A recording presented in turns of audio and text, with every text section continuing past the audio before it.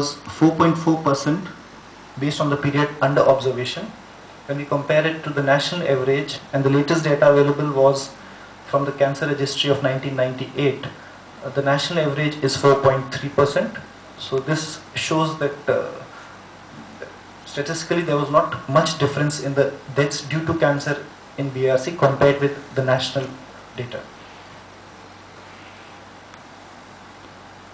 Another observation is, it's a well-known fact that circadian and seasonal variations, as also weekend admissions of a patient into a hospital, increase the risk of death.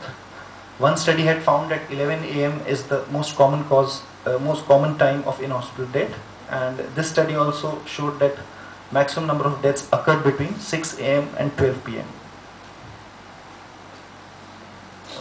A few diagrams follow to show the age-wise mortality.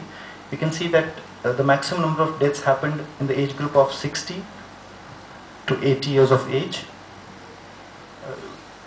This is the sex-wise mortality across age.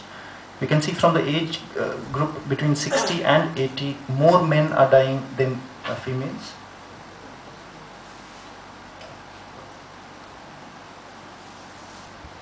And someone said that this can be said to prove that all of us at BRC are leading very satisfying professional lives, because all of us live well past our retirement age and mostly die of what people would say natural causes of death.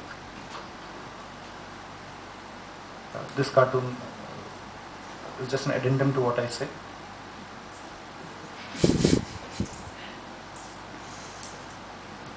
Also, in the theory of epidemiological transition, it is said that as total mortality decreases, the cause of death structure shifts from communicable maternal, perinatal and nutritional disorders to non-communicable causes like cardiovascular disorders, respiratory disorders, which this study and the data from India as well as the world shows.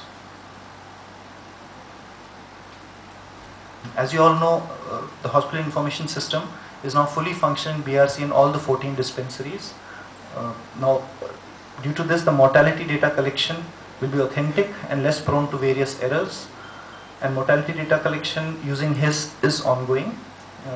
It is provided by Amrita Technologies and managed by Amrita Technologies and Computer Division of BRC.